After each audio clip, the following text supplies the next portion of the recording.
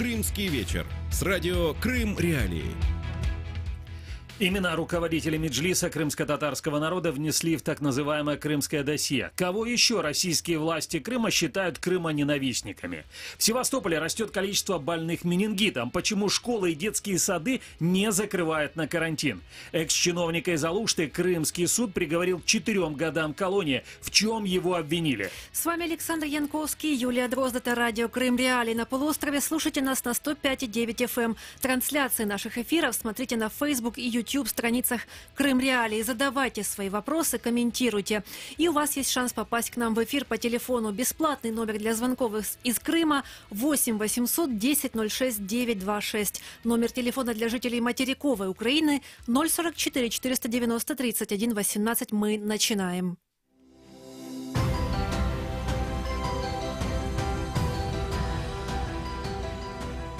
Ищите сайт «Крым Реалии» в интернете. Наши страницы в Facebook, Twitter и ВКонтакте. Наши видео и фильмы на YouTube-канале «Крым Реалии». Крымчане имеют право знать.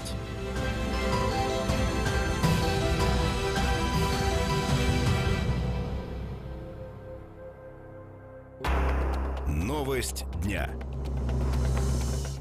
Сегодня повторяется трагедия крымско-татарского народа 1944 года. Такое заявление на Совете ООН по правам человека сделал руководитель Меджлиса крымско-татарского народа Рифат Чубаров. Цитирую: «Украинцам, проживающим в Крыму, отказано в праве получать образование на украинском языке.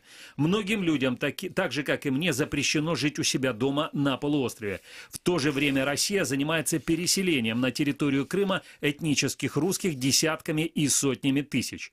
Чубаров добавил, что крымских татар преследуют по фальшивым обвинениям в терроризме и экстремизме.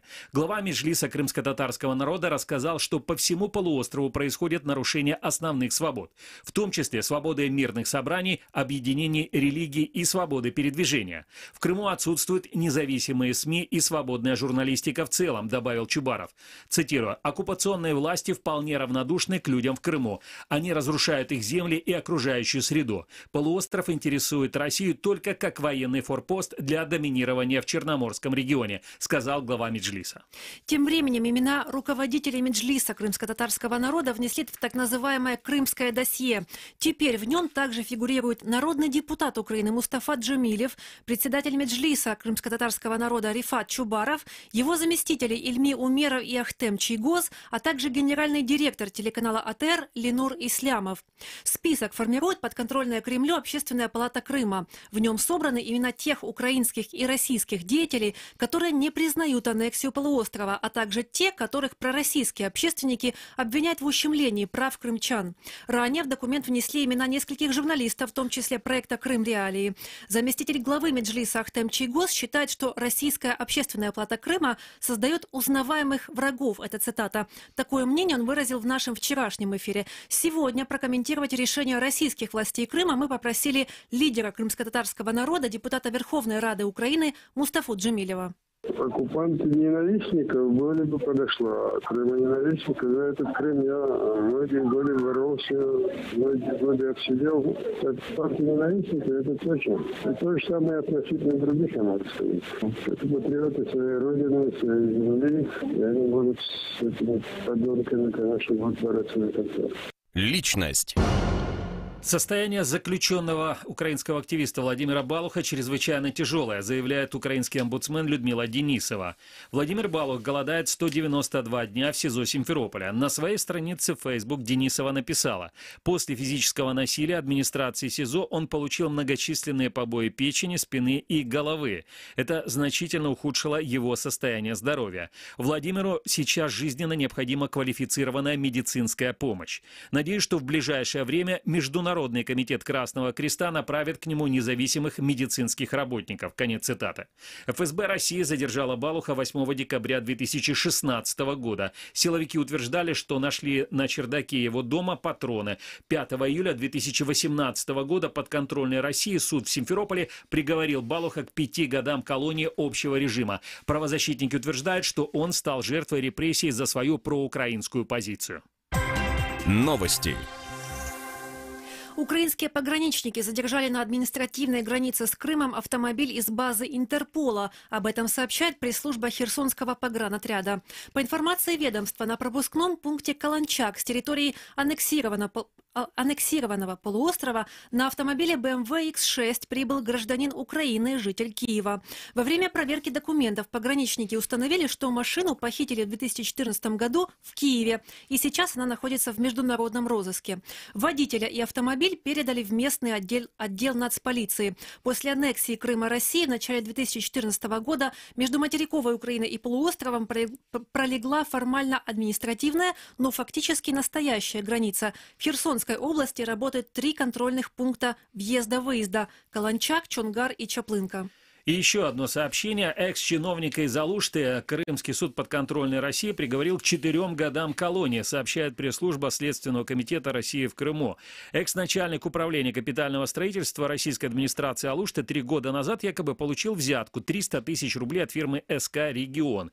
Теперь он, среди прочего, 7 лет не имеет права занимать руководящие должности в органах власти или государственных компаниях. В Следственном комитете сообщают, что руководители фирмы, которая давала взятку, также предстанут перед судом. Их обвиняют в воровстве бюджетных денег и отмывании имущества, добытого преступным путем. Крым в центре внимания. А в Севастополе растет количество больных менингитом, пишет издание «Примечание». Несмотря на это, школы и детские сады на карантин закрывать не будут. Об этом заявила главный специалист территориального отдела Роспотребнадзора в Севастополе Зарема Исмаилова. По ее словам, карантин вводится только тогда, когда регистрируются групповые очаги в школах и детских садах. На сегодняшний день таких данных нет, говорит она. Главный врач городской инфекционной больницы Инги Мятеж отмечает, что с начала года в Севастополе заболели менингитом 142 человека, большинство из них дети до 14 лет. Сейчас в больнице находятся 34 человека. У всех состояние средней тяжести, отмечает врач. В свою очередь, начальник управления образования Елена Богомолова связывает рост заболеваемости с увеличением населения города. По ее данным, количество детей в детсадах и школах за последние 5 лет в Крыму выросло на 12 тысяч человек. Но и к другим новостям. Сегодня многие крымчане в социальных сетях написали о своих проблемах с Генбанком. Дело в том, что работающий в Крыму Генбанк предупредил клиентов о перебоях в обслуживании карт. Объявление размещено на сайте организации. Причина – плановые регламентные работы. Московский Генбанк начал работать в Крыму после российской аннексии. На данный момент это второе по величине сети кредитное учреждение Крыма. Сейчас у него более 90 отделений в разных городах полуострова. 2 крупнейшие международные платежные системы Visa и MasterCard приостановили обслуживание карт российских банков в Крыму. Генбанк сейчас единственный на полуострове. По-прежнему есть такая информация о том, что выпускают карты этих систем. Туристические новости. Крым стал вторым в списке самых популярных курортов 2018 года среди россиян, сообщает РИА Новости Крым. По крайней мере, так сообщает генеральный директор Всероссийского центра изучения общественного мнения Валерий Федоров. По его данным, полуостров выбрали для отдыха 3% россиян. Почти половина опрошенных туристов сказали, что за последнее время условия для отдыха в Крыму улучшились. Ранее сообщалось, что по данным подконтрольного Кремлю Министерства курортов и туризма Крыма, полуостров с начала года принял больше 5 миллионов туристов. Это почти на треть больше показателей прошлого года. В то же время ранее председатель общественной организации «Курортный Крым», создатель сайта «Курортэксперт.ком» Александр Бурдонов в эфире радио «Крым Реалии» утверждал, что российские власти Крыма завышают туристическую статистику примерно в 2 раза. Однако количество отдыхающих в Крыму, по его словам, все же растет.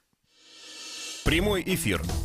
Но очень важная новость для многих крымчан. Дело в том, что депутаты Государственной Думы России одобрили поправку о повышении пенсионного возраста для женщин, сообщает русская служба радио «Свобода». Согласно закону, теперь женщины будут выходить на пенсию в 60 лет, а не в 63, как предлагалось изначально. У здания Госдумы утром собрались протестующие. Накануне депутаты поддержали в 3-м чтении еще один законопроект. Он предусматривает уголовную ответственность за увольнение людей предпенсионного возраста, то есть тех, кому до пенсии осталось 5 или меньше лет. Подконтрольные Кремлю парламенты Крыма и Севастополя поддержали проект российского закона. В то же время Коммунистическая партия России проводит в разных частях полуострова митинги против пенсионной реформы. Сообщается, что в четверг Госдума России может рассмотреть проект в третьем чтении. Ну и дальше мы вам расскажем о том, что произошло у нас сегодня интересного в нашем эфире, в эфире радио Крым Реалии. Напомню, что в 7:35 каждое утро и в 12:10 можно слушать в прямом эфире программы радио Крым Реалии на частоте 549 кГц на средних волнах, ну и, конечно же, на 105,9 FM круглосуточно, ну и на нашем сайте. А также напомню, что вот прямо сейчас мы работаем в прямом эфире и можете также комментировать наши программы, задавать вопросы нашим гостям, высказывать свое мнение на нашей странице Facebook, а также на нашем канале в YouTube. Продолжаем. Прямой эфир.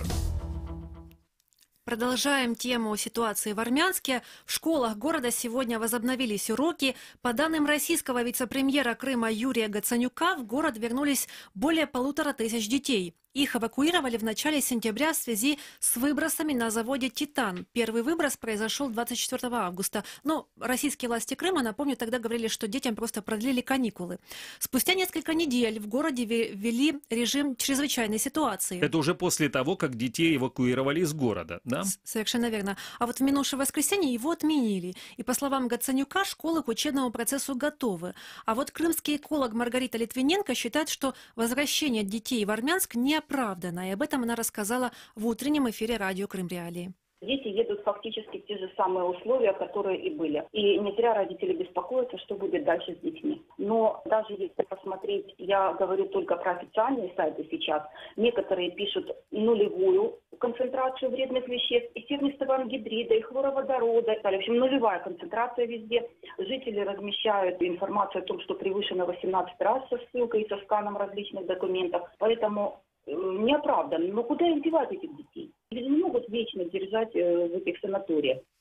Это было мнение Маргариты Литвиненко, крымского эколога, которую полностью вы можете услышать в записи нашей программы, все записи наших программ, в том числе и это мнение можете еще раз послушать на сайте Крым Реалии. Ну и к другим событиям, о которых мы рассказывали в утреннем эфире радио Крым Реалии.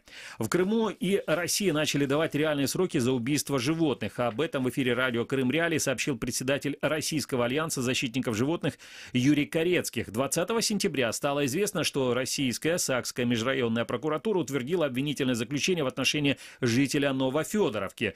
Его обвиняли в убийстве собаки на глазах у ребенка. Публичных заявлений обвиняемого или его адвокатов нет. Уголовное дело направлено в суд. Мужчине грозит наказание в виде лишения свободы на срок от 3 до 5 лет. Пока, по крайней мере, о тех фактах, которые мне известны, можно говорить о единичных случаях, но раньше и их не было. И что самое интересное, что радует, то, что преступники стали получать реальные сроки. Раньше они всегда практически отделывались штрафом или какими-то там обязательными работами. Это, напомню, было выступление, или часть, его выступление в эфире радио Крым Реалии Юрия Корецких, председателя Российского альянса защитников животных. И последняя новость. Для опреснения воды в аннексированном Крыму нужно колоссальное количество электроэнергии и иностранной технологии. Такое мнение в нашем эфире выразил кандидат геолого-минералогических наук Юрий Медовар. Украина обеспечила до 85% потребностей Крыма в пресной воде через Северо-Крымский канал, который соединяет главное русло Днепра с полуостровом. После аннексии Крыма России в 2014 году поставки воды на полуостров прекратили. Энергомост может не выдержать дополнительных нагрузок. Там серьезный коллапс. И это цитата ученого. И я не знаю, как они будут выходить из этого положения. Подземные воды эксплуатируются, скважины бурят, там нужно поставить абсолютный контроль, чтобы воду не разбазаривали. Они интенсивно выкачивают воду и снизу подтягивать солоноватую и соленую воду, которая потом все испортит, и пить ее будет нельзя. Вот такое заключение делает Медовар. Вот такими были основные новости, которые мы успели вам рассказать. С вами Александр Янковский и Юлия Дрозд. Это программа «Крымский вечер». Дальше в этой студии мы будем говорить о книгах. И будем, ну, естественно, это делать с писателем. Самым, наверное, плодовитым украинским писателем Андреем Кокатюхой. Будем спрашивать его о том, что происходит на этом книжном рынке. Также, надеемся, он поделится своими впечатлениями от форума издателей во Львове, который был на прошлой неделе в этом западном украинском городе. А также я надеюсь, что мы сделаем такую мини-презентацию в нашем эфире и книги на крымскую тематику. Но подробнее через несколько секунд в студии радио Крым Реалии. Оставайтесь с нами.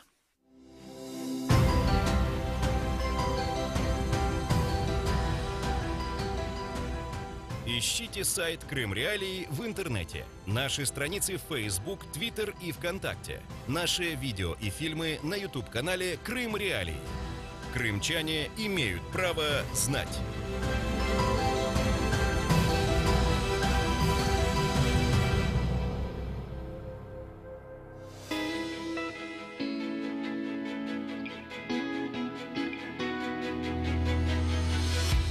Интервью в эфире радио Крым Реалии.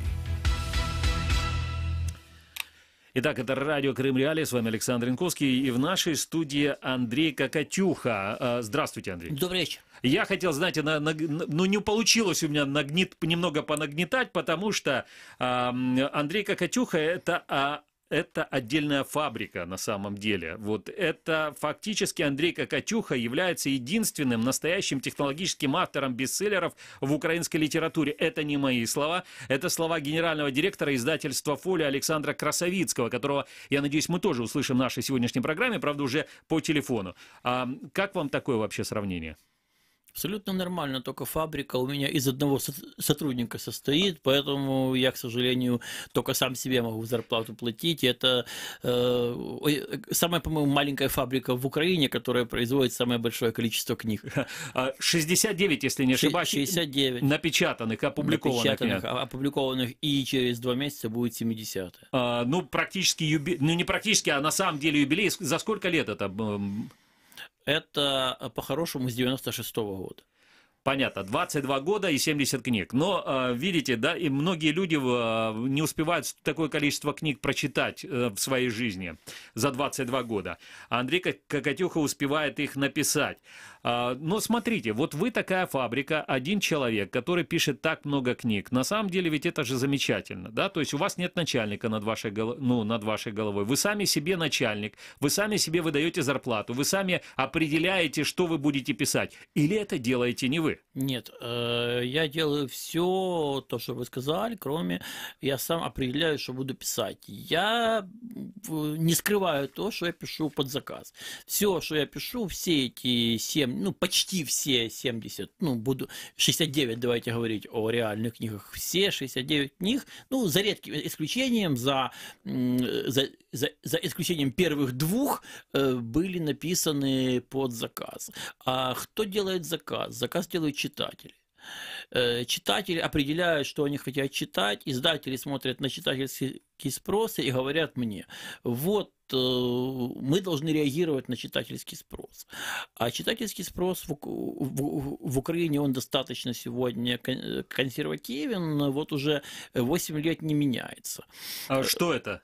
Я начну с того, что... Стоп, да, Андрей, извините, я вас сейчас перебью. Я хочу, чтобы вначале мы услышали ответ на этот вопрос. С нами на прямой телефонной связи у нас Александр Красовицкий, генеральный директор издательства «Фолио». Александр, приветствую вас.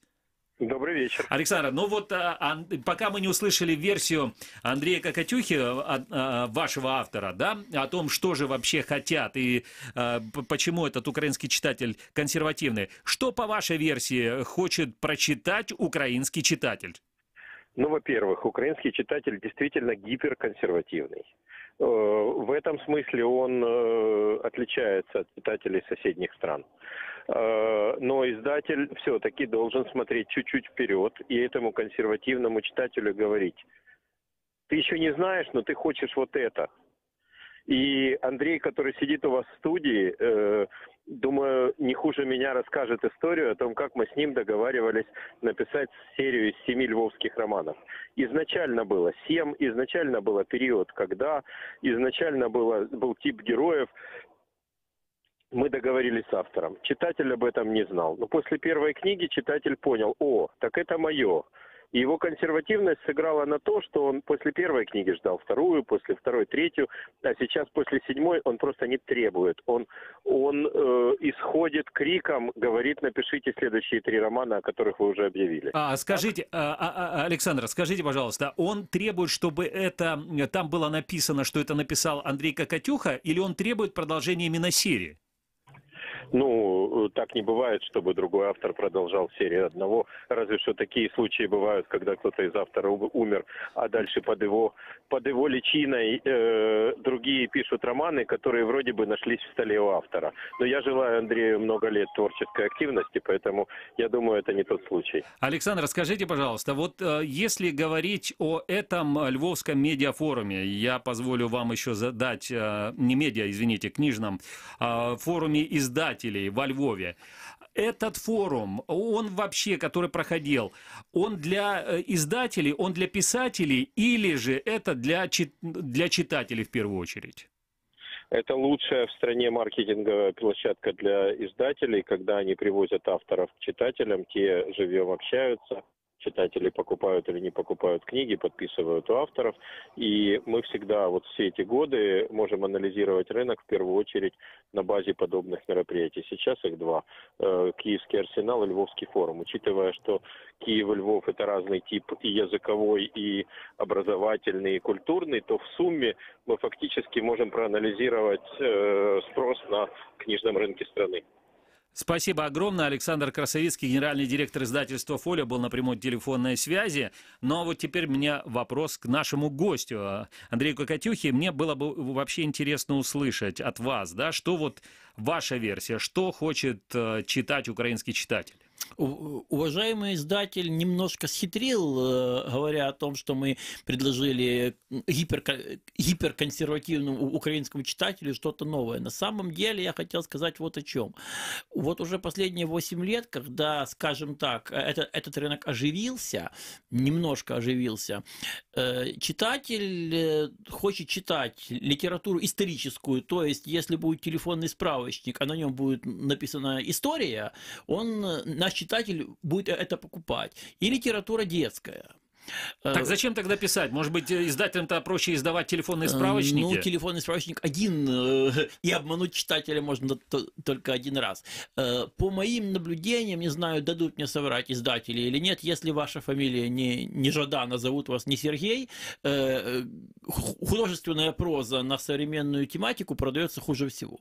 Кто бы ее не написал. Забегая вперед, скажу, что в Европе, на Западе, вот ровно наоборот. Я не говорю, что там непопулярные исторические романы, я говорю о том, что там читатель, я беру Францию прежде всего, потому что я был издан во Франции в прошлом году и уже несколько раз как автор бывал на французских книжных форумах, заходил во французские книжные магазины, в топ-продажах только новые книги и только современных авторов. И в основном это что? Это не историческая литература, ну, не на исторические темы, да, литература? Это может быть на исторические темы, и мы сейчас к этому перейдем. Дело в том, что господин Красовицкий предложил мне то, что в Украине раньше не издавались. Это цикл ретро-романов. И мы немножко подыграли читателю, потому что на самом деле между ретро-романом и историческим романом разница не очень большая. Она только в том, что исторический роман... я, честно говоря, я не совсем понимаю, хотя филолог по образованию, в чем отличие исторического романа от ретро-романа? А я сейчас объясню, как автор и того, и другого. Дело в том, что исторический роман описывает некий период исторический, ну, некий отрезок времени, и события в романе происходят на их фоне. Ну, например, Вторая мировая война, какой-то из ее отрезков, Первая мировая война, Гетьманщина, там, период крещения Руси, допустим, или вот как, ну, классические исторические романы. Это исторический роман? «Червоный» — это исторический роман. Так, а ретро-роман А тогда? ретро, я объясню. Дело в том, что ретро-роман — это атмосферный роман, это больше реконструкция. Я придумал термин, вот когда представляю эти книги, и еще, надеюсь, буду представлять, это фотография, которая жила. Это старая фотография, которая вдруг ожила. Мы смотрим на то, как одевались люди в то время, что они ели, что они пили, чем увлекались, где жили. Мы заходим в квартиру, и мы видим, что она обставлена так, как была обставлена в те времена. Подождите, но Вальтер Скотт, который считается основоположником исторического романа, он же тоже, у него там не в версиях для школьников, а в полных версиях, там же очень длинные, большие описания того, этот дом выглядел точно так же, как выглядела любая там дворянская усадьба 12 века и так дальше. Однако Вальтер Скотт, Александр Дюма, в конце концов, который, кстати, из 18 века в «Трех мушкетерах» перевел в 16-й, однако это не ретро, это история, потому что там действуют рядом с Д'Артаньяном реальные исторические лица. То есть вот в ваших ретро-романах там нет реальных исторических лиц, это как бы фантазия на заданную тему в заданное время. Да, это реконструкция, скажем так, тех или иных событий. И ретро, поскольку как жанр ретро очень популярно, причем давно. Все эти ретро-костюмы, собственно, реконструкции, ретро-стиль, он очень популярен в любом виде. Вот, например, как это не прискорбно звучит, популярно советское ретро.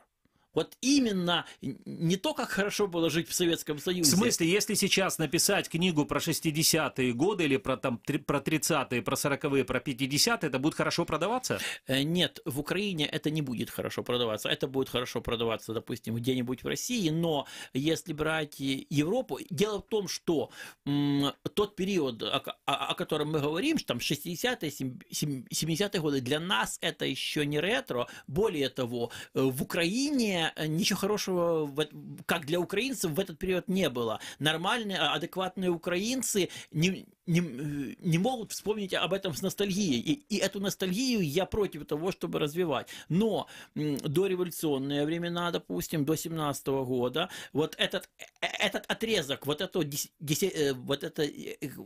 17 лет, ну плюс, если хвостик захватить конец 19 века, самый-самый конец, допустим, возьмем 20 вот этих лет, с конца 19-го по 16-17 годы, этот период очень популярен везде.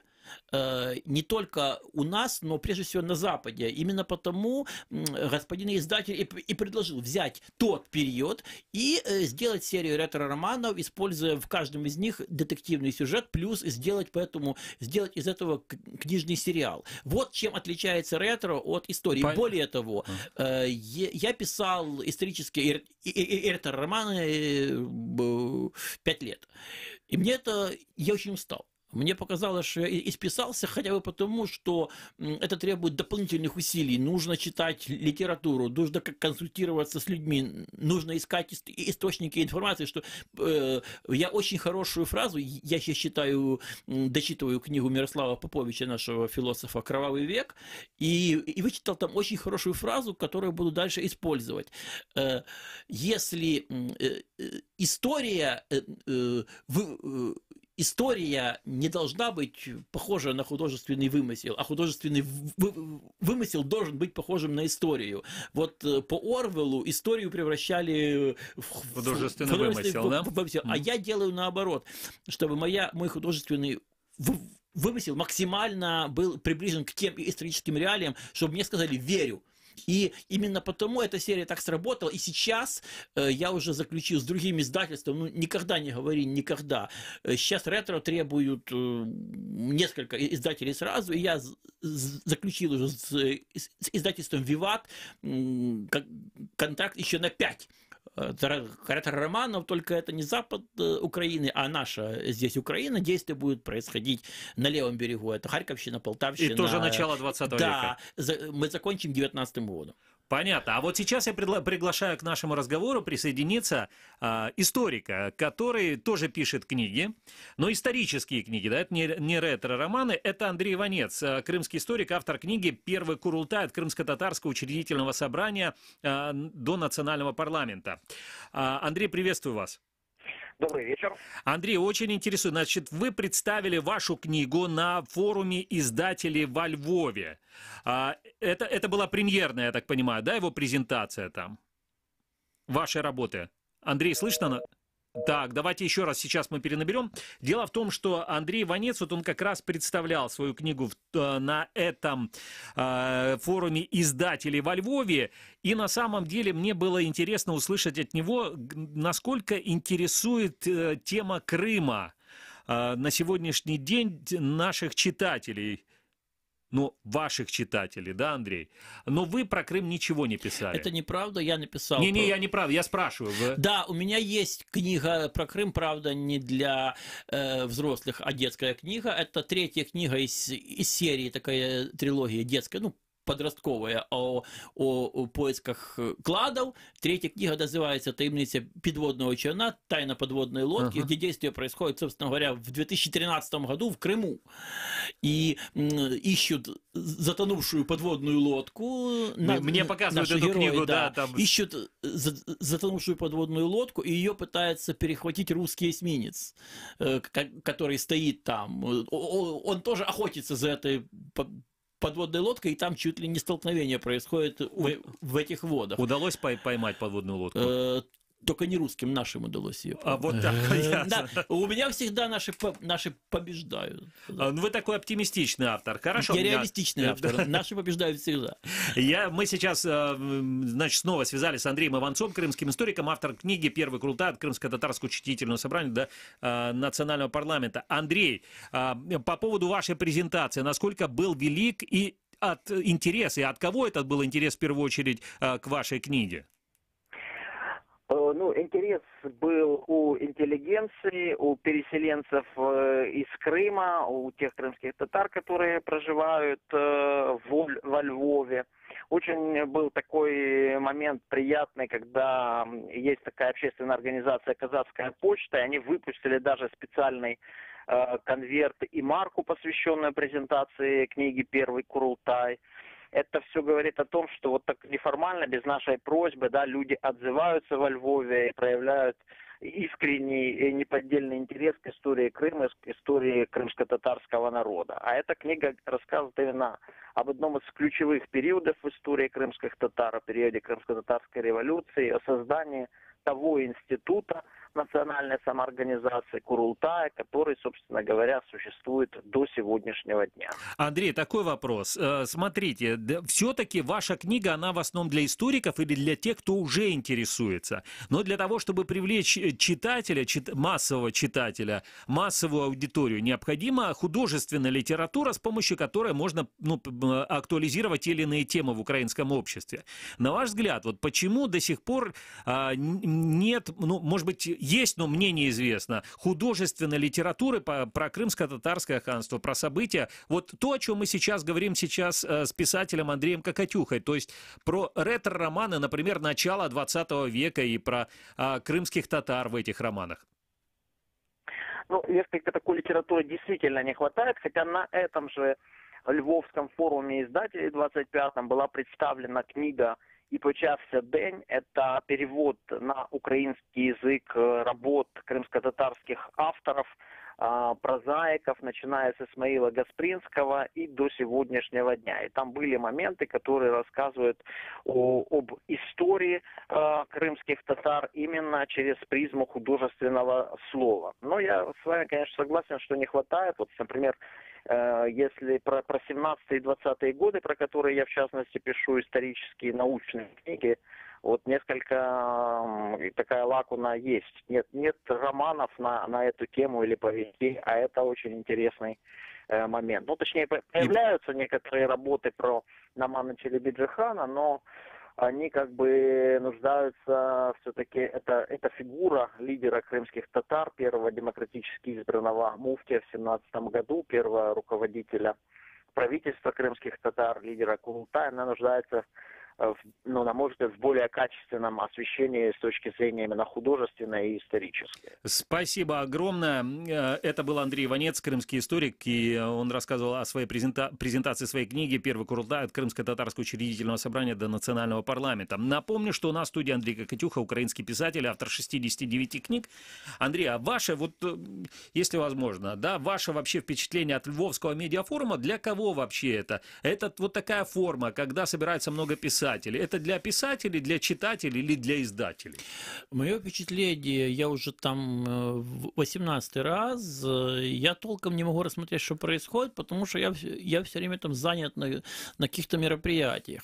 Говорить, ну, я начну с замечания, которое все 18 лет у меня есть, и я не знаю, как этот вопрос решить. Наверное, он не решится в ближайшем обозримом будущем. Дело в том, что, как уже говорилось, этот книжный форум одно из наиболее значительных событий. Раньше было самое значительное, теперь, когда есть арсенал книжный в Киеве, одно из самых значительных книжных событий, и участвовать в нем, и представиться на нем хочет огромное количество людей.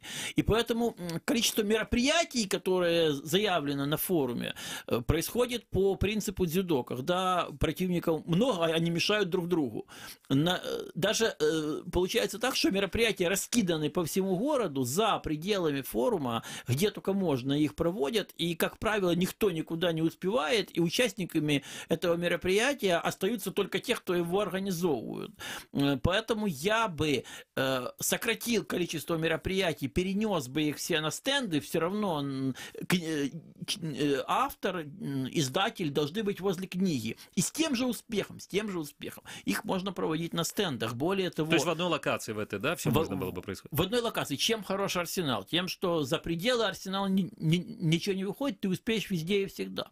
А тут ты разрываешься на части между мероприятиями, и, естественно, никакая твоя часть туда не попадает. Из плюсов форума то, что действительно из года в год мероприятие приобретает все большую статусность. Люди идут за книгой. Хотелось бы, конечно, чтобы они шли за автора, потому что если автор стоит на стенде, не обязательно автор молодой, есть маститые авторы, но украинский автор – это не Святослав Вакарчук, не Владимир Кличко, не Потап, ну это не актер он не медийное лицо, его или совсем не узнают, или узнают мало. Поэтому... Но вас-то узнают? Нет, только тогда, когда показываю на книге фотографию. Дело в том, что когда автор стоит на стенде, люди, которые подходят, думают, что он издатель или продавец. И когда узнают, что это стоит перед ними автор, то люди так радуются, как дети. Ой, живой автор. И можно вас потрогать, можно с вами сфотографироваться. Да? Особенно фотографироваться. Эти вот фото, которые... Но вы сделали себе уже такой картонного Кокатюху, которого можно оставлять на стенде? Надеюсь, это будет. И, кстати говоря, это не шутка. Я бы уже, когда четверть века форума прошло, я бы подходил к представлению книг более креативно. Вот те же самые картонные книги, как сейчас делают, вот, знаете, коробки, когда фильм показывают, есть такие рекламные коробочки, вот до червоным такое было, чтобы на фоне этого фотографироваться. Нужно больше креатива в представлении книги и автора, чтобы автор здесь тоже работал.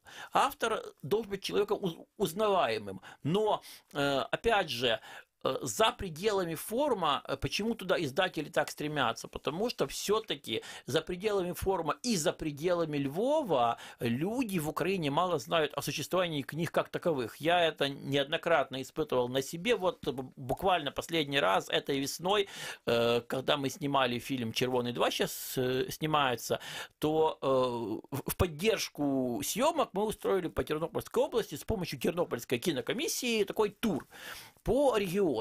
И приезжаешь в районный центр, не везде есть даже книжные магазины. А где есть, там очень мало книг. И люди вот приходят, они отвыкли видеть книгу в качестве товара. И поэтому радуются, как дети, когда им привозишь книгу и ставишь, они понимают, что больше вот сейчас человек уедет с книгами, и больше эту книгу никто нигде не купит. Поэтому мне бы хотелось, чтобы интерес к книге Львовским форумом подогревался, но при этом, чтобы книгу продолжали покупать круглый год, независимо от формы, чтобы в Украине наконец-то наладилась нормальная система книжного распространения, чтобы в каждом районном центре был минимум один книжный магазин, как это есть в Польше, в Чехословакии, в любом маленьком городе есть как минимум один, но я говорю как минимум, может я не видел других, есть целые сети магазинов книжных. Я уверен, что в каждом городе есть критическая масса людей, которым нужна книга. Точно так же, как заходят же люди в магазины, допустим, ювелирных украшений, что у всех есть деньги на золото или серебро. Ну, может быть, посмотреть. Кстати, вот вы говорите, что в каждом городе должно быть. Я продолжу вот эту вашу речь цитированием одного известного писателя.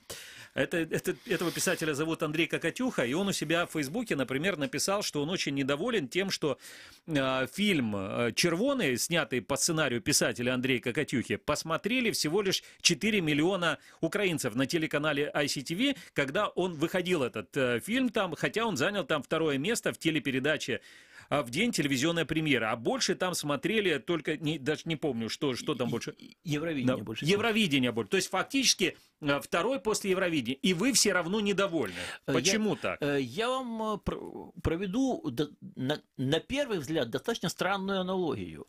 Я недоволен Майданом. Я недоволен революцией достоинства. Почему? Потому что 1 декабря 2013 года в Киеве на Майдан вышел 1 миллион человек. В Киеве по таким скромным прикидкам живет 4 миллиона человек. Это значит, что 3 миллионам человек да все наплевать на то, что происходит в стране. Мы говорим дальше.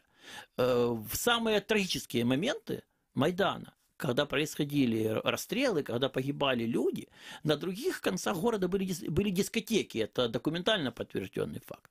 То есть это значит, что гражданам наплевать на то, что происходит в их стране. А может быть, гражданам не наплевать, просто, может быть, не все граждане?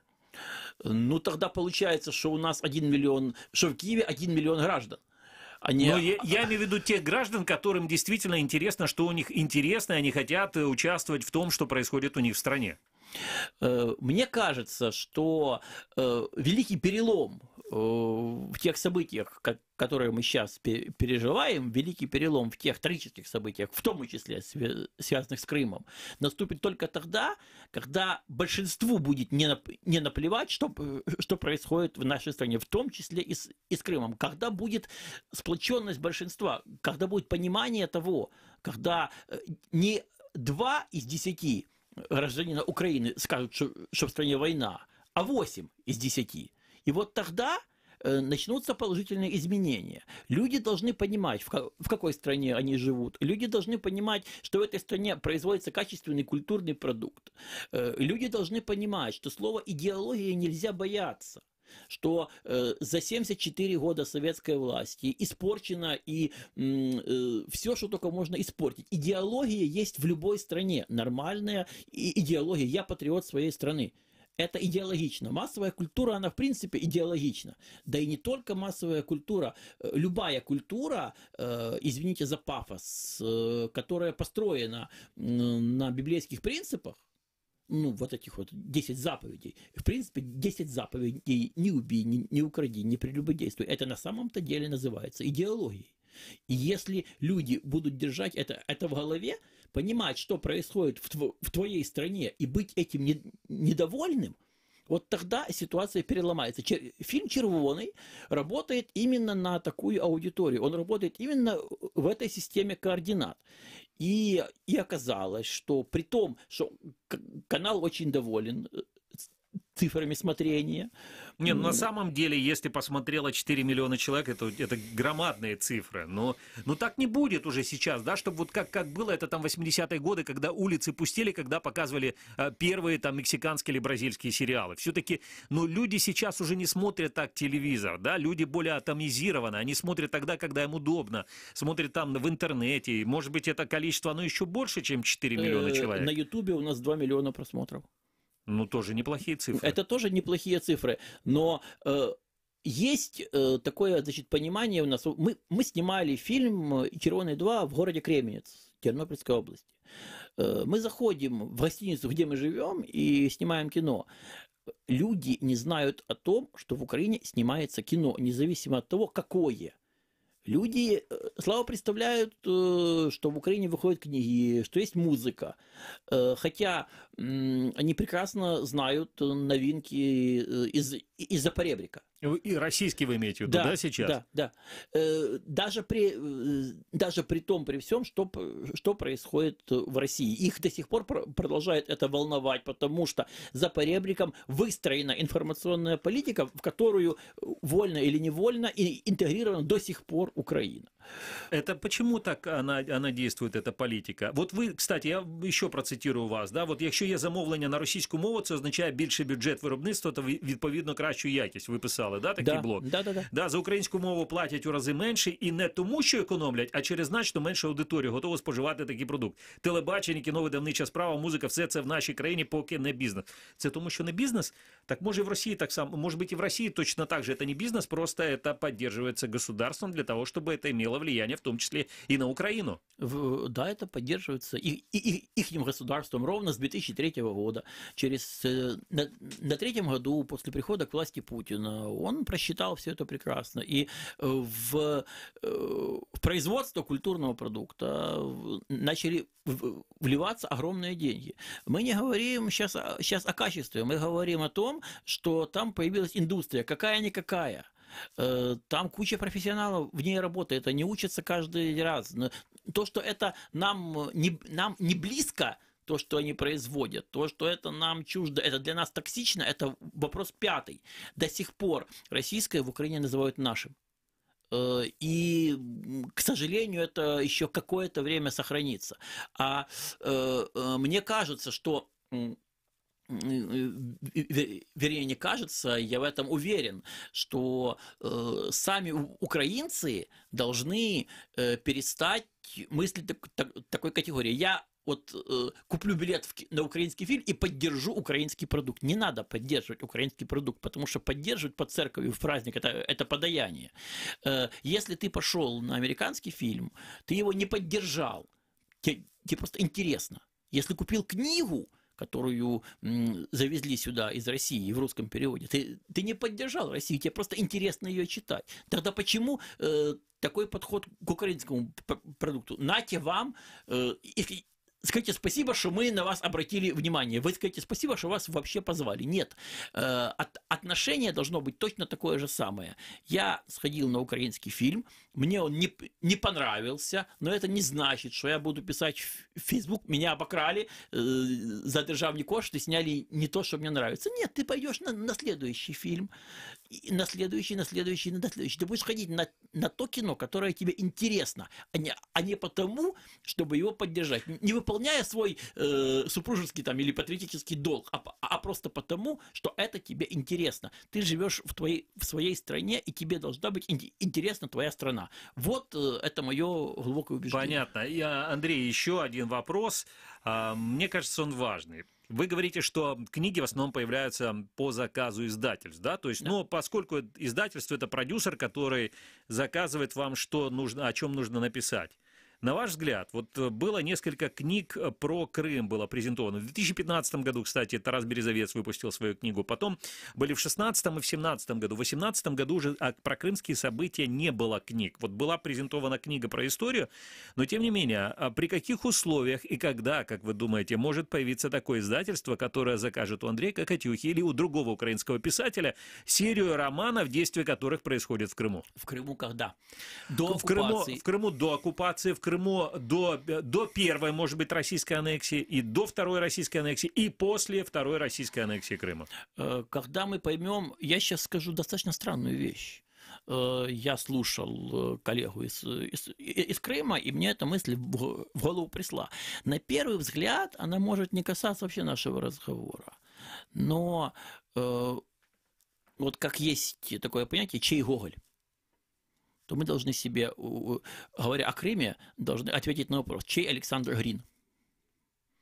Писатель, творчество которого напрямую связано с Крымом. Если Крым – это Украина, то Александр Грин, который жил в Крыму и писал о нем, пускай даже не прямо, пускай его Зурбаган условный, это какая-то местность у него в Крыму, но мы должны понять, как относиться к Александру Грину. Если мы поймем, как относиться к Александру Грину, то тут же появится ответ на ваш вопрос. То есть вы считаете, что любая литература, которая будет написана в Крыму, она может считаться уже украинской литературой? Да. В каких координатах подавать Крым? Александр Грин, вот сейчас по моему субъективному убеждению, и отношение к нему, возможно, реабилитация его как автора крымского, как автора украинского, как автора, причастного к Украине, и подача его под таким вот соусом, под таким углом, даст ключ к тому, какая именно литература должна быть о Крыме до военного периода, до революционного периода. И тогда я как автор пойму направление, что будет интересно людям, живущим в Крыму. А в Крыму достаточно... Ну, это с одной стороны, но есть еще, конечно же, украинская аудитория, я имею в виду материковая аудитория, да, материковой Украины, которая тоже может быть и обязан, наверное, быть интересен Крым. Огромное спасибо. У нас, к сожалению, наше время истекло в эфире для интервью. Андрей Кокатюха, человек-фабрика. Вот, единственный настоящий технологический автор бестселлеров в украинской литературе. Андрей Кокатюха был гостем нашей студии. Читайте. Спасибо. Как обойти блокировку Крым Реалии? Не удается получить доступ к сайту Крым Реалии? Скачайте и установите программу «Псифон» через поисковик на компьютер или смартфон. Когда соединение установится, заходите на нужные сайты через обычный браузер. Крым Реалии. Крымчане имеют право знать.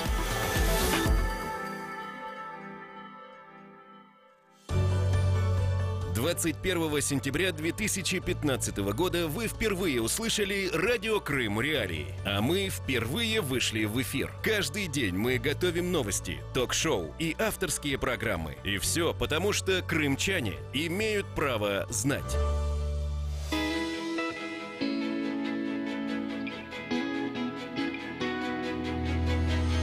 Крымский вечер с радио Крым Реалии. Итак, это радио Крым Реалии, программа «Крымский вечер». И дальше в нашей программе мы будем говорить о том, что вас ожидает, наши дорогие радиослушатели, завтра и в ближайшие дни. Сады, устойчивые к засухе, вырастят для Крыма ученые Крымского федерального университета, рассказывает Крыминформ. Доцент кафедры плодоводства и виноградарства Дмитрий Потанин рассказывает. Для достижения цели мы тренируем отдельно взятые сорта яблок переживать засуху. Принцип заключается в том, что корневая система деревьев уходит глубоко в грунт и питается накопленной за зиму влагой. По словам ученого, урожай такого сорта будет меньше, но и стоимость будет ниже. Сейчас экспериментальный сад включает 60 различных сортов яблонь. Они дают 30-40 тонн урожая с гектара. Эти фрукты уже можно купить на рынке. Напомним, что в Крыму из-за засухи объявили режим чрезвычайной ситуации в Красногвардейском, Нижегородском и других регионах. Да? Нижнегорском и других районах. Уже в конце мая Аксенов сообщил, что ущерб крымских аграриев от весенней засухи более 1 миллиарда рублей. Ну, на самом деле, интересно будет посмотреть на такие сорта, хотя... да, Такого еще не видели, чтобы яблони с какой-то очень глубокой корневой системой. Но всякие бывают фантазии. Вот, например, такая фантазия. В Симферополе собирались помыть плитку в центре города. И это будет стоить 2 миллиона рублей. Во всяком случае, так пишет городской сайт Симферополя. Представляете, в городе будут мыть с помощью специального устройства вот эту плитку. Директор муниципального учреждения «Город» Николай Коновалов рассказывает, что плитка на улицах Карла Маркса и Пушкина спустя 2 года всего лишь после реконструкции пришла в негодный вид. И дело не в грязи, говорит Коновалов, а в пятнах от жевательных резинок и пролитых напитков. То есть жители города виноваты. Так что мыть плитку придется специальной установкой с эффектом торнадо. Она вытягивает грязь из тротуара без помощи химических веществ. Тендер на чистку выиграла компания из минеральных вод. Уборку начали уже сегодня. Кстати, пользователи соцсетей такое решение власти города активно высмеивают и говорят, что это торнадо, оно как бы вымывает не только грязь, но и саму плитку. Собственно, способ, как вымыть 2 миллиона миллиона рублей. рублей. Да. От бескультурья и жвачек на тротуаре к культуре. В Севастополе через 1,5 года начнут строить музейный и театрально-образовательный комплекс, пишет информационный канал Севастополя. По крайней мере, это обещают власти города.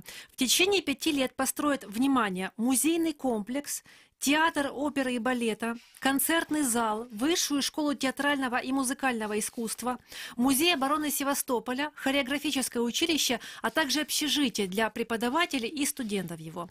По словам российского вице-губернатора Севастополя Юрия Кривого, сейчас на строительных участках ведут геологические работы, на техзадание уйдет около 1,5 лет, собственно, тогда и начнут стройку. По предварительным расчетам, объем инвестиций в этот проект около 25 миллиардов рублей. Миллиардов? Миллиардов, все-таки миллиардов. Все культурные объекты объединят в единое общественное пространство с парковой зоной. Общая протяженность комплекса составит 13 километров от набережной Корнилова до улицы Катерной. Да, интересное, конечно, сообщение. Но вот про события ближайших дней. Высокую пожароопасность объявили в Крыму до конца этой недели, сообщает городской сайт Симферополя со ссылкой на МЧС. В пресс-службе ведомства предостерегают. В связи с этим запрещается разводить костры, использовать мангалы и другие приспособления с открытым огнем вблизи пожароопасных предметов. В лесу, вблизи деревьев, рядом с сухой травой и так далее. Также нельзя оставлять открытый огонь без присмотра, курить, бросать горящие спички и окурки. И последнее предупреждение на сегодня. Не будет воды ночью в Севастополе сегодня. В Севастополе и не только, пишет информационный канал Севастополя. Водоканал проводит ремонтные работы на сетях городского водопровода. Без воды останутся также жители города Инкерман, Балаклава, поселков Грэс, водоканал Октябрь. Кроме того, водоснабжения не будет на улицах Севастополя: Горпищенко, Муромская, Окопной, Истомина, Николая Музыки и на проспекте генерала Острякова. Ну а мы ожидаем сейчас в нашей студии Станислава Юрченко. Где же наш дорогой Станислав Юрченко с самыми популярными материалами сайта Крым Реалии? Встречаем. Крымчане говорят. Я патриот Украины. Я была такой до аннексии Крыма. Я остаюсь такой и по сей день. Ваши так называемые все эксперты не приводят ни одного доказательства, только свое голословное мнение. Видно указание с Москвы оттуда. Больше 9 тысяч никому не давать пенсию. Все. Да ну это просто бред. Все дочь ни одной школы за 2 года даже не побелили. Не то что какой-то ремонт. Радио Крым Реалии. Крымчане имеют право знать.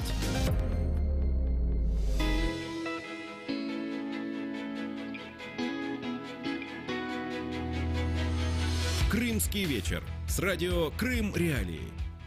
Добрый вечер, дорогие слушатели. Итак, топ-5 сайта Крым Реалии, по вашему мнению, за сегодня. На первом месте в нашем топе мнение нашего колумниста Виталия Портникова. Гангрена крымской неправды. В своем материале Виталий размышляет, зачем же в последние недели российским властям и пропагандистам нужно так много ДЗ и фейков, причем по разным поводам. Журналист задается очень интересными вопросами. Зачем нужно было выводить на телевизионные экраны 2 туристов, которые сбивчиво рассказывали о путешествии в Солсбери одной из главных пропагандисток России? Зачем нужно было вранье уже после выводов Международной следственной комиссии, которая расследовала уничтожение малазийского Боинга? Зачем нужно было обвинять в гибели российского военного самолета в Сирии не тех, кто уничтожал его на самом деле, сирийцев? Читайте Почитайте об этом и многом другом в его колонке на сайте Крым Реалий. На следующем месте обзор соцсетей от Крым Реалий. У людей в магазинах такие лица, будто Крым не наш. Крымчане активно в социальных сетях обсуждают подорожание хлеба в Крыму с 1 октября и с иронией вспоминают обещание райской жизни после запуска моста через Керченский пролив. О том, что именно происходит по этому поводу в интернет-широтах, узнаете из нашей подборки. Далее, уже который день из нашего топа не уходит расшифровка утреннего радиоэфира «Радио Крым Реалий. Прорыв через Керченский пролив», для чего Украина провела военные корабли в Азовское море. Напомню, 23 сентября 2 корабля военно-морских сил Украины «Донбасс» и «Корец» вошли в воды Азовского моря через Керченский пролив. Представители ВМС заявили, что не просили разрешения у страны-агрессора, а реализовали свое право на свободное плавание по Керченскому проливу в Азовском море и согласовали, согласно Конвенции ООН и международным соглашениям. Реакцию крымских властей на пересечение Керченского пролива украинскими кораблями, а также мнение украинских экспертов можете прочесть в расшифровке этого эфира на сайте Крым Реалий. Далее наши любимые фотоматериалы. Сегодня в топ попали кадры под названием «Под крылом самолета. Как живет село у нового Симферопольского аэропорта».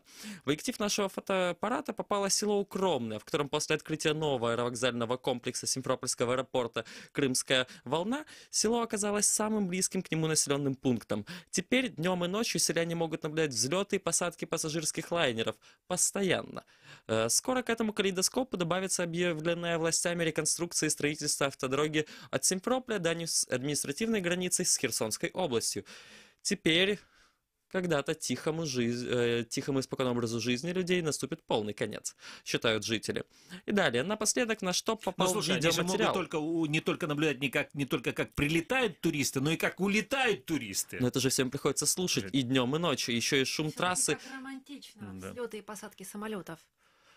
Ну и что там еще осталось? Ну ладно, давайте все же немножко еще. Вот видеоматериал. Армянск после чрезвычайщины. Наши корреспонденты съездили вчера в Армянск и сняли, как же начинается заново жизнь Армянска после отмены режима чрезвычайной ситуации. Таким был топ-5 на сегодня на сайте Крым Реалий, по мнению наших дорогих читателей. Вечерний эфир радио Крым Реалий провели огромное, да. Александр Янковский, Юлия Дрозд и Станислав Юрченко. Вот это он. Это он только что вам сейчас все рассказал, все самое популярное на сайте Крым Реалия. Ну а мы с вами, дорогие радиослушатели, не прощаемся, потому что радио Крым Реалия на 105,9 FM можно слушать круглосуточно. Оставайтесь с нами. Всем доброго.